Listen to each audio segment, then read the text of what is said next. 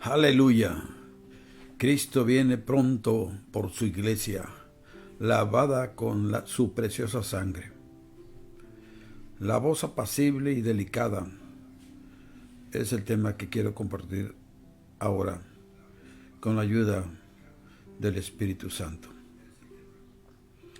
En Primera de Reyes 19, del 11 al 13, nos dice así la Escritura.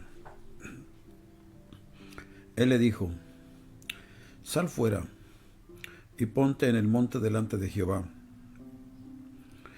Y he aquí Jehová que pasaba, y un grande y poderoso viento que rompía los montes y quebraba las peñas delante de Jehová.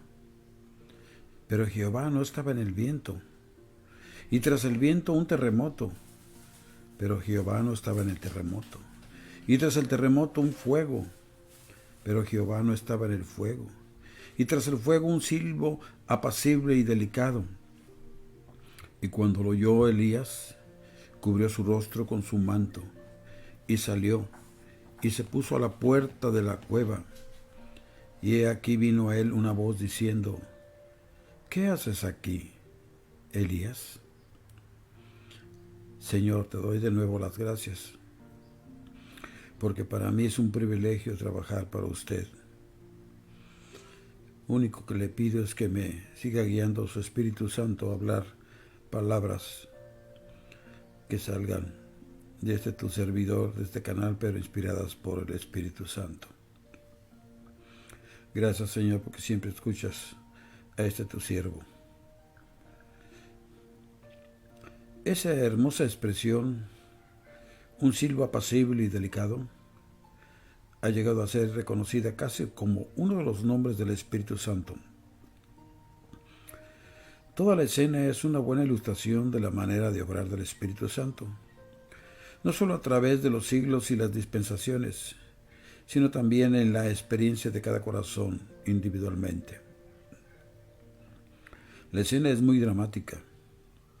Elías estaba en lo mejor de su maravilloso ministerio. En esa escena del Monte Carmelo lo vemos en el cenit de su carrera. Dios había respondido a su fe y a sus oraciones haciendo descender fuego. Toda la nación se había inclinado ante su voluntad, y aún el rey se sentía impotente como un niño cuando estaba ante él.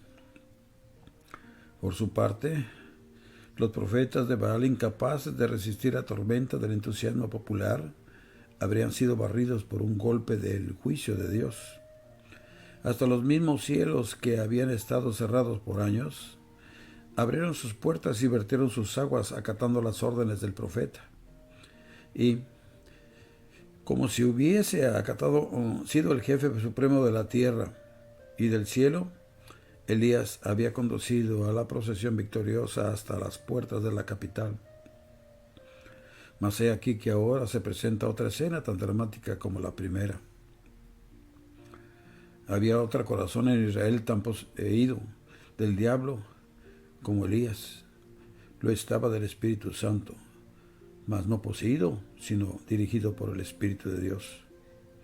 La persona cuyo corazón estaba así poseído del diablo había recibido las extraordinarias noticias sin la más mínima inquietud, sin que ninguno de sus músculos o nervios sufriera alteración alguna y sin que su rostro de pedernal y su corazón de acero reflejasen conmoción.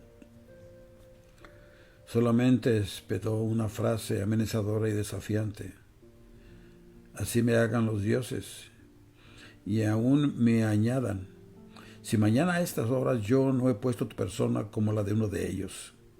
Primera de Reyes 19:2.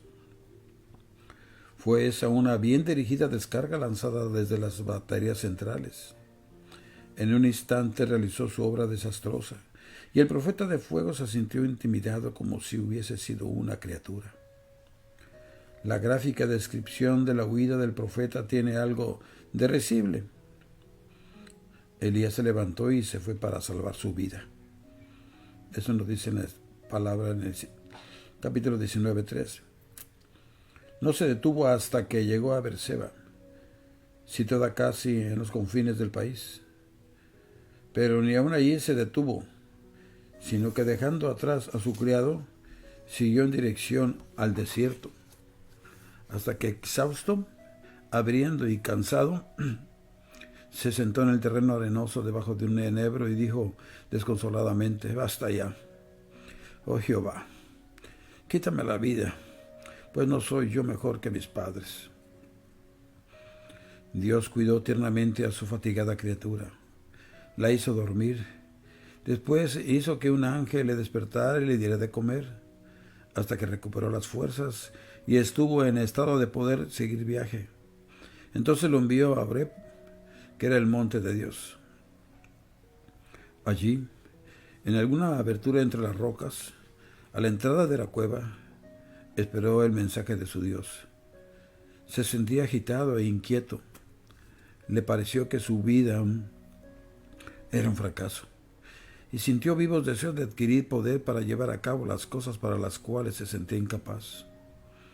Tal vez se le ocurrió la idea de que si él hubiese podido regir al mundo, aunque hubiese sido únicamente por poco tiempo, las cosas cambiarían. Se encontraba en ese estado de ánimo en que lo que deseaba era ver que ocurriera algo. Cualquier cosa era mejor que el silencio en que se encontraba.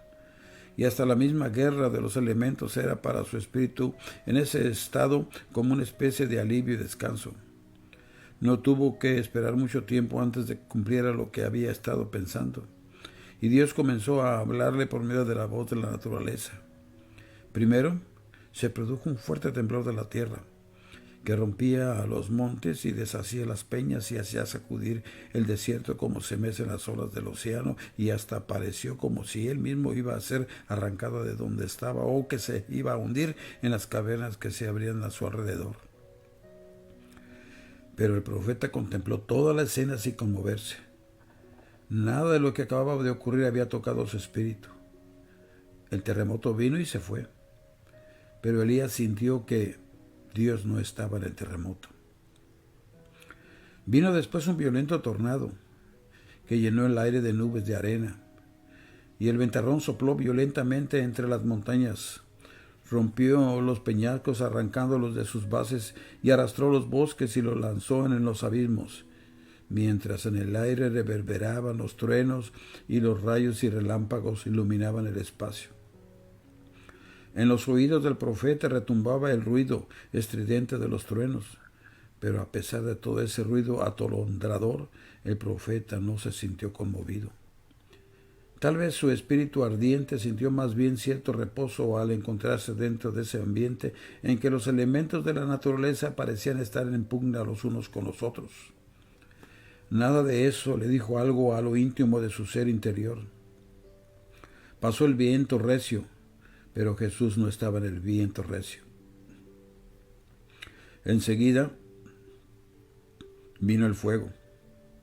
Tal vez se trataba de truenos que sacudían el firmamento. Tal vez eran incendios producidos por los rayos que inflamaban los bosques y barrían las faldas de las montañas.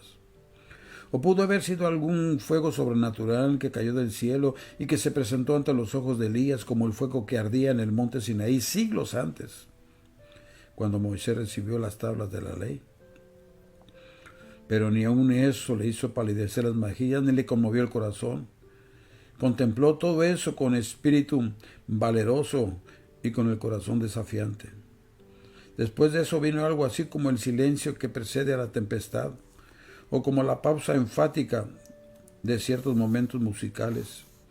Se produjo un inquietante silencio que fue seguido de un silbo apacible y delicado.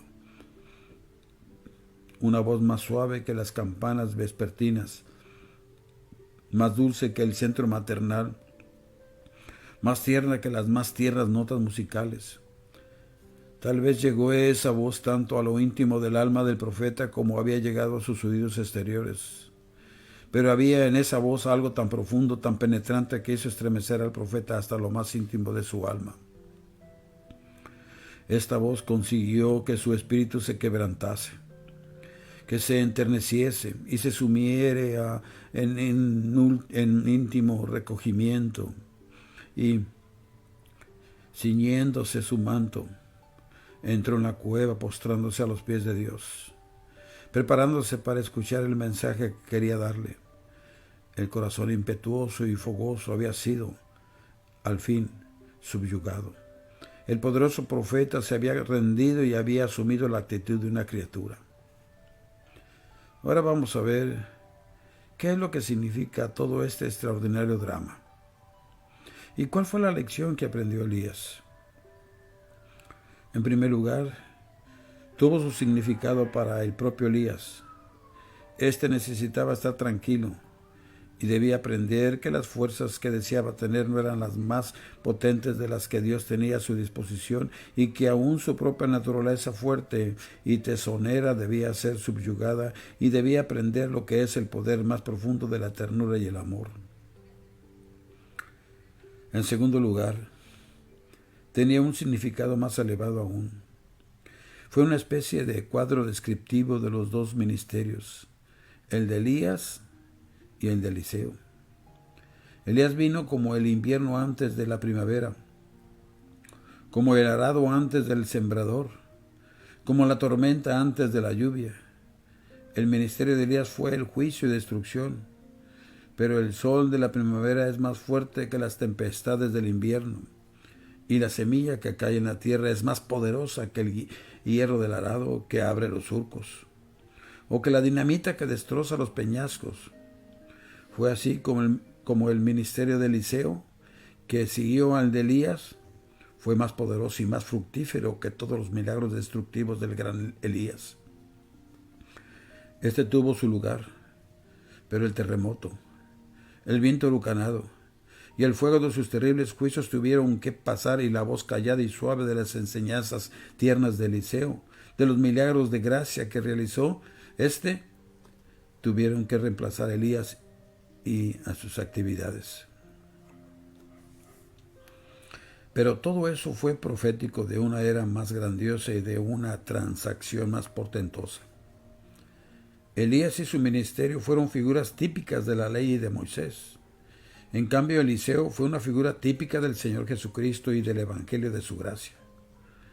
Vemos, pues, que la escena que se produjo en Horeb fue una representación de la diferencia que hay entre la ley y la gracia, entre el juicio y la misericordia, entre la antigua dispensación y la nueva. Dios ya había probado cuán poco se consigue únicamente con la disciplina para perfeccionar el carácter humano y para darle justicia duradera. Todo el sufrimiento y todo el castigo que se puede imponer para purificar a un pueblo se lo habían impuesto al antiguo pueblo de Israel. ¿Qué hay que pueda reemplazar la conmovedora caída de Israel, que el cautiverio de Judá y de la suerte de Jerusalén? Pero, ay, cuántas historias fueron los efectos que produjeron sobre el carácter de la nación. Lloraron, sufrieron, murieron, y en el corazón de cada uno quedó un ardor terrible. Pero la siguiente generación volvió a repetir los mismos pecados y los mismos descarríos de sus antepasados. De modo que lo único que pudo hacer Dios fue: ¿por qué querréis ser castigados aún? ¿Todavía os rebelaréis? Toda cabeza está enferma y todo corazón doliente. Desde la planta del pie hasta la cabeza no hay en él cosa sana, sino herida, hinchazón y podrida llaga. Isaías capítulo 1, versículos 5 y 6. Gracias a Dios porque hay un camino mejor, el Evangelio de su gracia. La ternura de su amor y el poder de su Espíritu Santo han realizado no la ley del terror, sino el milagro de la nueva vida pacífica y fructífera. La voz callada y suave del amor de Jesús es mucho más poderosa que todos los truenos del monte Sinaí o que los ejércitos asirios o caldeos. La ley no perfeccionó a nadie, pero sí lo hizo así la introducción de una mejor esperanza.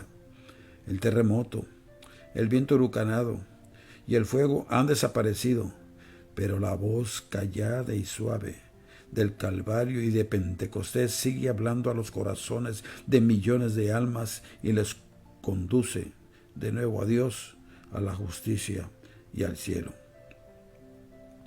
Ahora vamos a aplicarlo a la experiencia de nuestra alma individualmente. La escena de Horeb se repite muchas veces en nuestra vida individual. Nosotros también tenemos que pasar por el terremoto, por el viento huracanado y por el fuego, buscando a Dios en vano, pero al fin le encontramos en la forma de la voz callada y suave, en lo profundo de nuestra alma. Tal vez lleguemos a ese estado por medio de una gran prueba, por sufrimientos externos o internos. Tal vez se deba a pruebas que nos desgarran el corazón y que nos aplastan el espíritu. Pero el sufrimiento no tiene ningún poder salvador. El corazón humano puede quedar destrozado, y sin embargo cada trozo de él podrá seguir lleno de orgullo, soberbia, como lo era cuando estaba en una sola pieza. Se requiere de la tranquila y serena influencia del Espíritu Santo para cambiar el corazón y para santificar el alma. El sufrimiento sin el Espíritu Santo es lo más horroroso que uno puede imaginarse en la tierra. Las tribulaciones no santificadas son como los rayos que asustan y causan contratiempos, pero no pueden bendecir. Algunas veces no se trata tanto de sufrimientos externos, sino de una lucha interior en el arcano de nuestra alma. Existe un afán por hallar a Dios y disfrutar de paz. Oh, cómo luchamos y cómo hacemos toda suerte de tentativas. Pero al ver que nos da mejores resultados, al persuadirnos de la inutilidad de nuestros propios esfuerzos y sintiéndonos impotentes para cambiar la situación, nos quedamos quietos a los pies de Cristo. Si procedemos así, nos despertaremos y, al despertarnos, nos encontraremos en los brazos de su amor y de su poder. Nos damos cuenta entonces que en la nueva experiencia que hemos adquirido hay muy poco que podemos llamar tangible o que se destaca sobre los demás. El hecho es que lo que ocurre más a menudo es que descubrimos que no somos nada. La quietud es tan tranquila que muchas veces no nos damos cuenta ni de nuestra propia existencia ni de nuestros sentimientos, y hasta la misma presencia de Dios es tan apacible y delicada que para poder oírla tenemos que silenciar cualquier otro sonido que hubiese. La verdad es que la primera sensación que se produce en el alma es de un gran vacío, un sentimiento de aridez, de nulidad. Uno se siente propenso a desalentarse y decir, ¿es eso lo que se quiere decir cuando se habla del descanso de la fe? Mas no tardamos en darnos cuenta que, al sentirnos nulos, es cabalmente el momento en que comienza a manifestarse la presencia de Dios que nos hace capaces de todo. Y como estamos dispuestos a descansar en nuestra nulidad, confiando en la suficiencia de Dios, no transcurre mucho tiempo antes que comencemos a oír la dulzura de esa voz y a reconocer su potencia. Así que la nota clave de toda esta admirable historia es la voz. El terremoto hizo ruido. Perdón.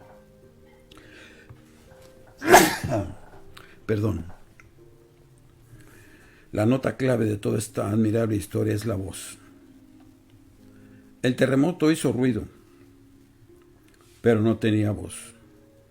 La tempestad y el viento huracanado sin duda hicieron mucho ruido también, pero no se oyó voz alguna. El fuego podría haber hablado por medio de la visión ocular y pudo haber llenado el alma de asombro, pero no disponía de voz para hablar al corazón. Pero la voz callada y suave tenía tras sí una mente capaz, una personalidad viva, un corazón amoroso, y era mucho más potente que todas las otras fuerzas muertas que la habían precedido. Oh, el poder de la voz. Cómo perdura en nuestra memoria, cómo algunas notas o tonos de voz nos cautivan la atención y despiertan todos los acordes del pasado. La voz nos hace ver la diferencia entre naturaleza y la revelación entre el lenguaje de la tierra y el del cielo y el lenguaje de la preciosa palabra de Dios. Dios ha hablado una vez con la voz de la creación, pero ese lenguaje es como el modo inarticulado del terremoto. del viento huracanado y del fuego. Dios ha hablado por segunda vez, con la voz de su santa palabra y su Hijo bendito. Y ese es el mensaje que trae al hombre luz, vida y salvación. Una voz es algo más que un mensaje. Una voz, es algo más que un mensaje. Algo más que una página impresa, más que un libro inspirado. La voz incluye a la persona que habla y es las palabras vivas que nos dirige personalmente. De ese modo nos habla Dios, no solo en la Biblia, sino su propia voz personal. Aleluya. Las ovejas le siguen porque conocen su voz, mas al extraño no seguirán, sino huirán de él porque no conocen la voz de los extraños. Juan 10, 4 y 5. Su servidor ha escuchado 5 veces la voz del Señor en más de 40 años, porque Él es el mismo de ayer, de hoy y por todos los siglos. En la Biblia y en la revelación de Cristo hay algo más que un mero mensaje de la verdad. Es además un mensaje personal de amor. Dios tiene una voz especial para cada una de sus criaturas y a nosotros nos ha dado el privilegio de conocer su voz. Oh, ¿cómo puede hablarnos esa voz? No es una voz audible, no llega hasta nuestros sentidos exteriores. No será posible explicarle a un extraño cómo es que oímos esa voz dentro del corazón, porque Dios sigue hablando, Él sigue siendo el mismo de ayer, de hoy y por todos los siglos.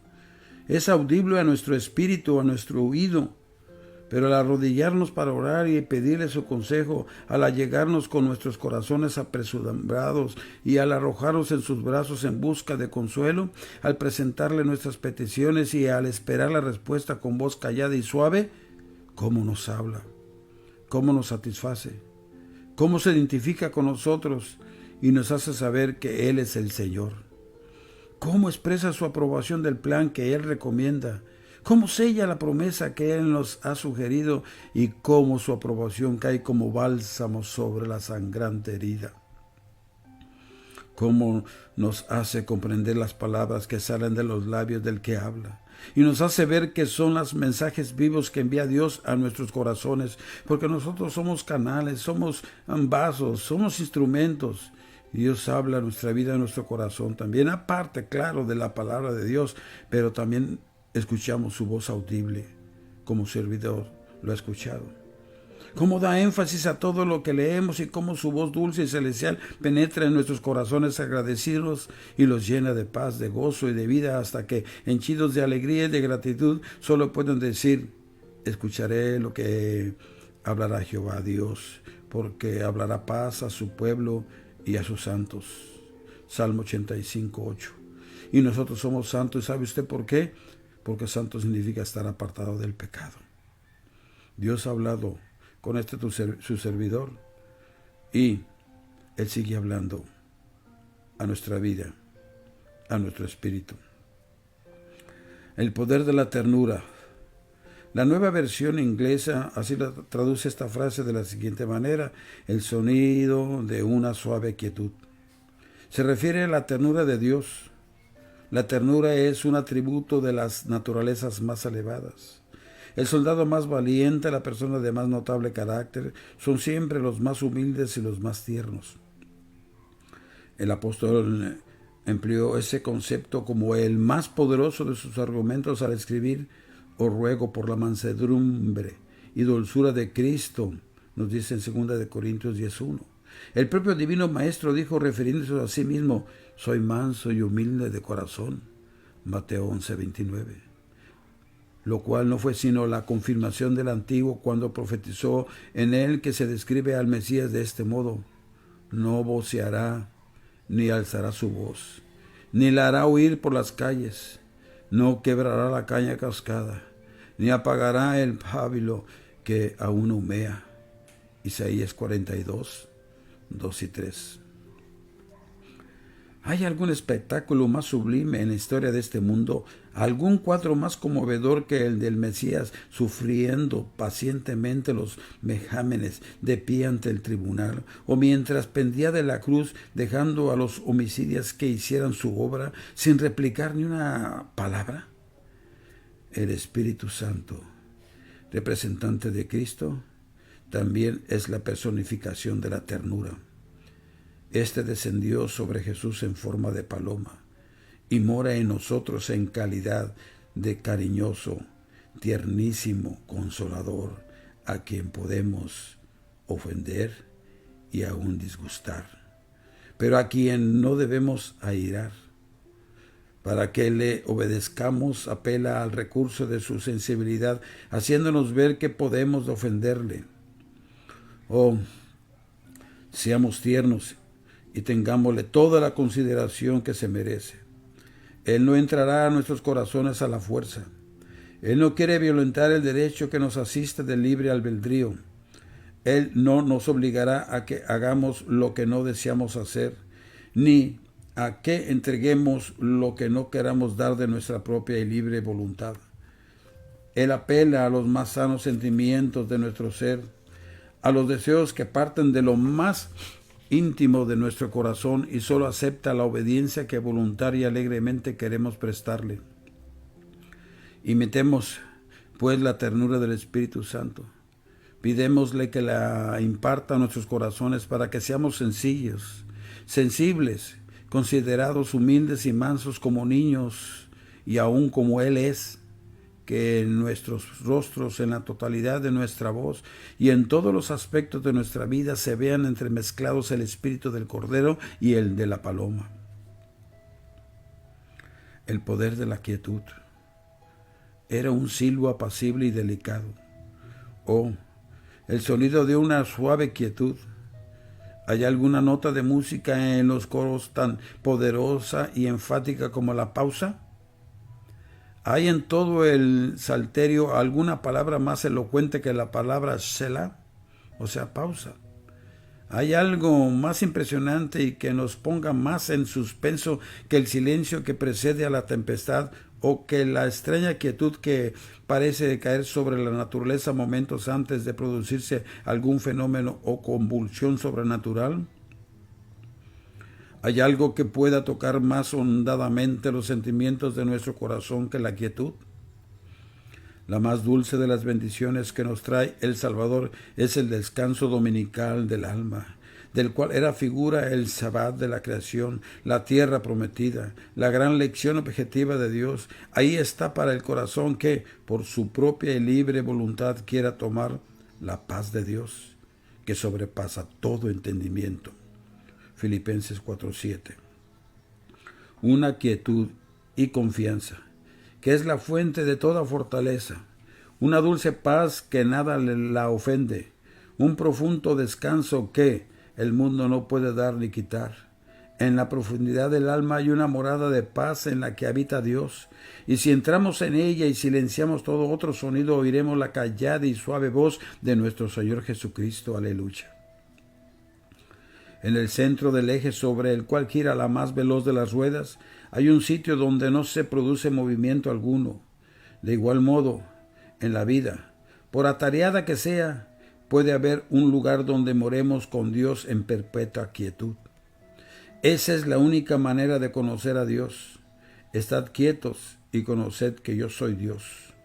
Salmo 46:10. Después vino la preocupación acerca del mañana, los deberes y los afanes, mas Dios les dijo: estad quietos. Vienen enseguida las oraciones acerca de las cosas que el corazón inquieto quiere exigir a Dios. Pero Él dice: estad quietos. Y si escucho y aprendo a obedecer, si cierro mis oídos a todos los demás sonidos, descubro al poco tiempo que al cesar las otras voces, o cuando yo dejo de oírlas, hay una voz callada y suave que comienza a hablar en lo íntimo de mi ser. Y ésta se expresa con indescriptible ternura y me imparte poder y consuelo. Mientras la oía, me pareció la voz de la oración, la voz de la sabiduría y la voz del deber. No tuve que pensar ni orar con tanta insistencia, ni tuve que hacer esfuerzo para confiar, pues esa voz callada y suave, que era la del Espíritu Santo, era la oración de Dios que se repetía en lo secreto de mi alma. Era la respuesta que Dios daba a todas mis interrogaciones. Era la vida y fortaleza que Dios le daba a mi alma y a mi cuerpo, y que llegaba a ser la sustancia de todos mis conocimientos, de todas mis oraciones y de todas mis bendiciones. Era el propio Dios vivo que constituía mi vida y mi todo. Amados míos, esa es la más honda de las necesidades de nuestro espíritu. Es así como aprendemos a conocer a Dios. Es así como recibimos la alimentación y la nutrición espiritual. Así es como se alimenta nuestro corazón, nuestro espíritu. Así es como recibimos el pan vivo. Es así como aún nuestros cuerpos reciben la salud, y es así como nuestro espíritu embebe la vida de nuestro Salvador resucitado, y avanzamos a enfrentar los conflictos de la vida y a cumplir nuestros deberes, como la flor que ha bebido bajo las sombras de la noche las frescas y cristalinas gotas de rocío. Pero el rocío no cae cuando la noche es tempestuosa. De igual modo, el rocío de su gracia no desciende jamás sobre el alma agitada.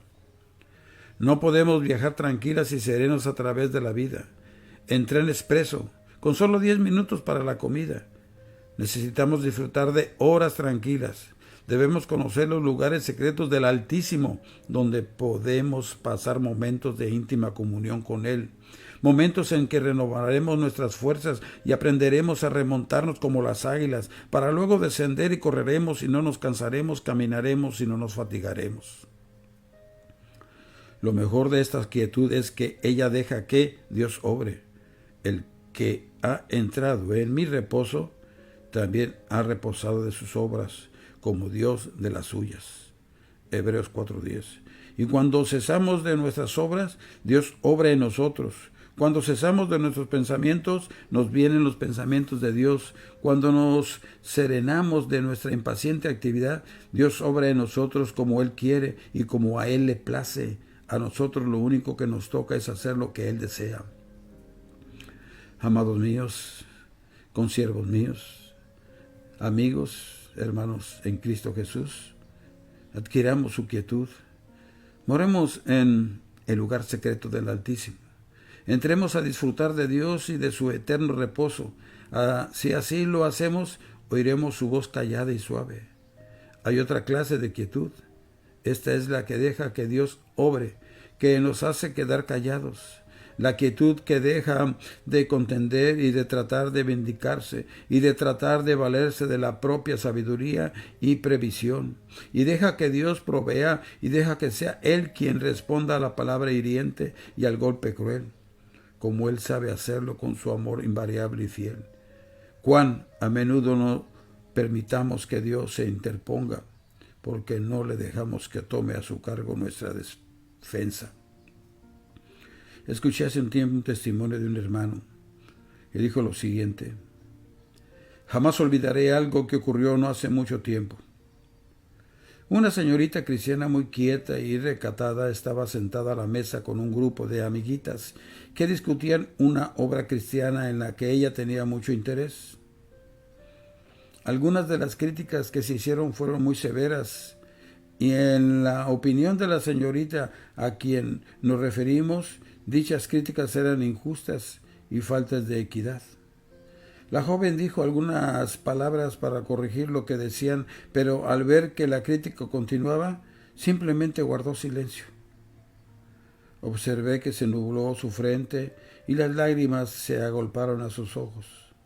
Pensé que le habría sido muy fácil responder de manera tan hiriente como la crítica de las otras señoritas. Pero la gracia de Dios predominó en su corazón. El Espíritu Santo estaba entronizado.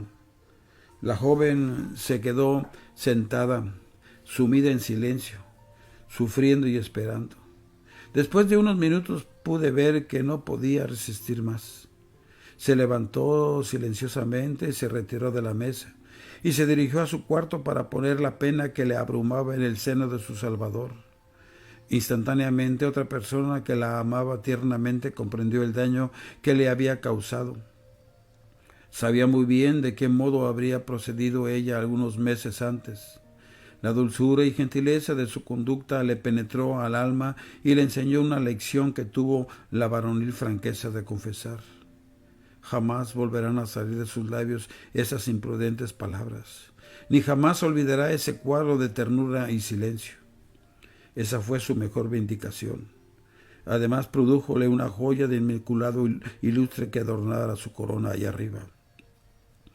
No hay ninguna escena en toda la Biblia comparable con aquella en que vemos al Salvador guardando silencio cuando se le impugnaba injusta e inicuamente, sabiendo que habría bastado una mirada de sus ojos o una palabra de sus labios para hacer rodar por tierra a sus impugnadores. Pero Jesús les dejó que dijeran lo que quisiesen y que procedieran como se les antojara mientras Él se sostenía con la potencia de su silencio. Él era el santo y silencioso Cordero de Dios. Dios nos da ese poder silencioso, esa poderosa facultad de rendirnos, ese espíritu vencido que nos hará más que vencedores por medio de aquel que nos amó. Que nuestra voz y nuestra vida hablen como esa voz callada y suave de Oreb y como el sonido del viento suave y sereno. Y después que termine la lucha sobre la tierra, los que nos conocieron y trataron se acordarán de nosotros y dirán que fuimos como el rocío de la mañana, como la luz y como el suave resplandor del sol, como el aura del atardecer y como el cordero del Calvario, como la paloma mansa, santa y celestial. Que Dios me los siga bendiciendo. Que Dios me los colme de bendiciones y sigamos adelante mirando al autor y consumador de la fe que es en Cristo Jesús, Señor nuestro. Gracias de antemano por permitir entrar a su hogar por este medio. Hasta la próxima, si Dios me lo permite.